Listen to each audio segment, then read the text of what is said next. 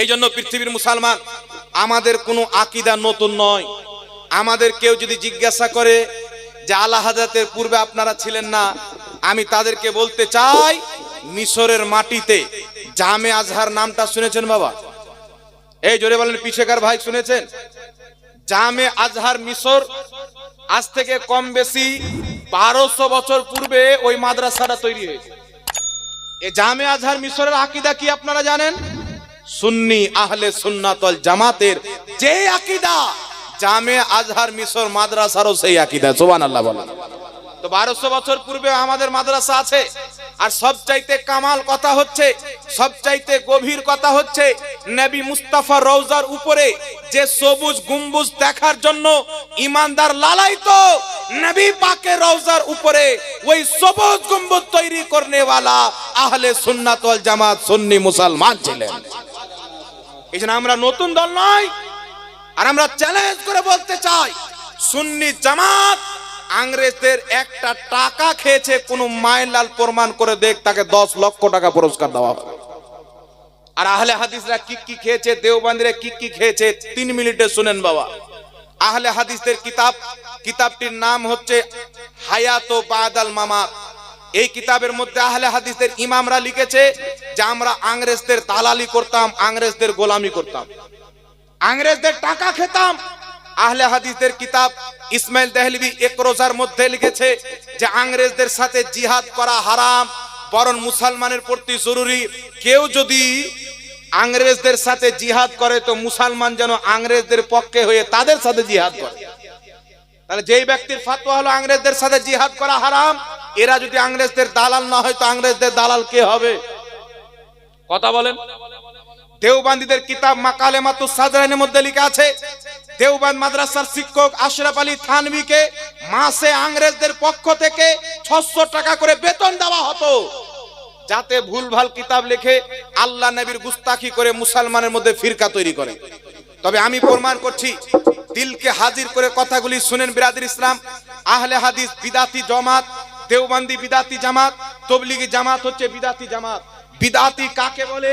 ইমাম ইবনে হাজার আসকালানি বুখারী শরীফের শারা ফাতহুল বারির মধ্যে লিখছেন, আহলে সুন্নাত ওয়াল জামাত সুন্নি জামাতকে বাদ দিয়ে যত লোক কেটে কেটে দল বানিয়েছে, যত ফিরকা বেরিয়েছে, সুন্নি জামাত বাদে এই সমস্ত ফিরকা হচ্ছে বিদাতি ফিরকা, আর এইগুলো বিদাতি জাহান্নামে যাবে। দেওবন্দি বিদাতি, আহলে হাদিস বিদাতি। আমি আপনাদেরকে দলিল দিয়ে দিচ্ছি বাবা। আহলে হাদিসের ইমাম ইসমাইল দেহলভি এক রোজা কিতাবের মধ্যে লিখেছে, কিতাবটি আমার কাছে আছে আলহামদুলিল্লাহ। আহলে হাদিসের ইমাম সানাউল্লাহ আমৃতসরি শামিয়ে তাওহীদ কিতাবের মধ্যে লিখেছে। আহলে হাদিসদের পত্রিকা আখবারে আহলে হাদিসের মধ্যে লেখা আছে, কি লেখা আছে? আল্লাহ তাআলা ঝুট বল सकता है, আল্লাহ তাআলা মিথ্যা বলতে পারে। আর একই কথা দেওবন্দিদের দুটি কিতাবে লেখা আছে। একটি কিতাব হচ্ছে ফাতাওয়া রশিদিয়া, রশিদ আহমদ গাঙ্গোহী তবলিগি জামাতের প্রতিষ্ঠাতার পীর, এই ফাতাওয়া রশিদিয়ার মধ্যে লিখেছে আল্লাহ ঝুট বল सकता है। আর তারপরে দেওবন্দিদের ইমাম যার নাম হচ্ছে খলিল আহমদ আম্বেঠি বারাহিনে কাতিয়ার মধ্যে লিখেছে আল্লাহ তাআলা ঝুট বল सकता है। এই পৃথিবীর মুসলমান, আমি সারা পৃথিবীর আহলে হাদিস দেওবন্দিকে চ্যালেঞ্জ করতে চাই, এই যে নতুন আকীদা আল্লাহ ঝুট বল सकता है, পূর্বের একজন ইমামের কিতাব থেকে দেখিয়ে দাও, আমি তোমাদের গোলামি করতে প্রস্তুত আছি। আল্লাহ ঝুট বল सकता है 200 বছর পূর্বে কওরির আকীদা নয়, 300 বছর পূর্বে কওরির আকীদা নয়, 500 বছর পূর্বের আকীদা নয়, 1000 বছর পূর্বের আকীদা নয়, 1400 বছর পূর্বের আকীদা নয়। আল্লাহ মিথ্যা বলতে পারে। আহলে হাদিস এবং দেওবন্দিদেরকে এই আকীদা ইংরেজরা দিয়েছে, ইহুদি খ্রিস্টানরা দিয়েছে। আর যদি তারা বলে না ইহুদি খ্রিস্টানদের দেওয়া নয়, তো ইসলামের কোন কিতাবে লেখা আছে দেখাও? কিয়ামত পর্যন্ত দেখাতে পারবে না।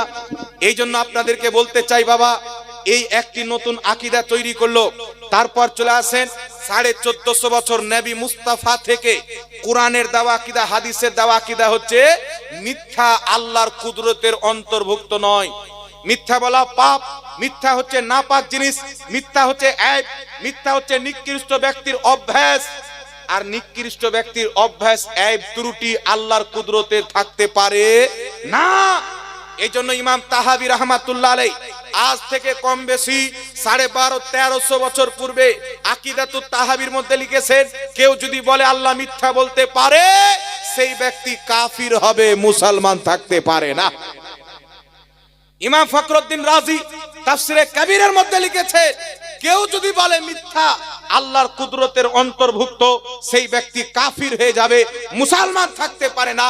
কিন্তু দেওবন্দি আহলে হাদিস তবলিগি জামাত এই তিন গ্রুপের আকীদা হচ্ছে খোদা মিথ্যা বলতে পারে। তাহলে আপনারাই বলেন এই আকীদা সুন্নাতি না বিদআতি? একটি কথা মনে রাখবেন, আমলের মধ্যে যদি বিদআত হয় আল্লাহ ক্ষমা করে দিবে, আর আকীদার মধ্যে যদি বিদআত হয়ে যায় চিরকাল জাহান্নামে থাকবে যতই নামাজ পড়ে। সুন্নি মসজিদ টপকে গিয়ে ওয়াহাবি মসজিদ তো দূরে থাক, কেউ যদি কাবা ঘরে সারা জীবন নামাজ পড়ার সুযোগ পায়, তার আকীদা যদি থাকে খোদা মিথ্যা বলতে পারে, চিরস্থায়ী জাহান্নামী, জান্নাতে যেতে পারে না। কারণ ইমানদার যদি কাবার মধ্যে নামাজ পড়ে 1 লক্ষ গুণ বেশি নেকি পাবে। বাঙ্গালে পড়লেও তার নামাজ হবে, বিহারে পড়লেও তার নামাজ হবে। আর আকীদা যদি হয় খোদা মিথ্যা বলতে পারে, তো কাবা ঘরের মধ্যে ঢুকে পড়লেও জাহান্নামে যাবে। আকীদা ঠিক করতে হবে। দ্বিতীয় নাম্বার চলে আসেন বিরাদর ইসলাম, আমার দিকে লক্ষ্য করেন। বুখারী শরীফের মধ্যে হাদিস, মুসলিম শরীফের মধ্যে হাদিস। বুখারী শরীফ কিতাবুল ঈমানে হাদিসটি এসেছেন, রাসূল পাক আলাইহিস সালাম বলছেন, লা ইউমিনু আহাদুকুম হাত্তা আকুনা আহাব্বা ইলাইহি মিন ওয়ালিদিহি ওয়া ওয়ালাদিহি ওয়ান নাসি আজমাইন। আমার আপনার নবী মুস্তাফা বলছেন, অতক্ষণ পর্যন্ত কোন ব্যক্তি ঈমানদার হতে পারে না যতক্ষণ পর্যন্ত নিজের বাপ চাইতে বেশি, মা চাইতে বেশি, ছেলে চাইতে বেশি, মেয়ে চাইতে বেশি, ওয়ান নাসি আজমাইন, আল্লাহর পর সব চাইতে বেশি যে নবীকে না মুহাব্বত করবে, লা ইউমিনু, ঈমানদার হবে না।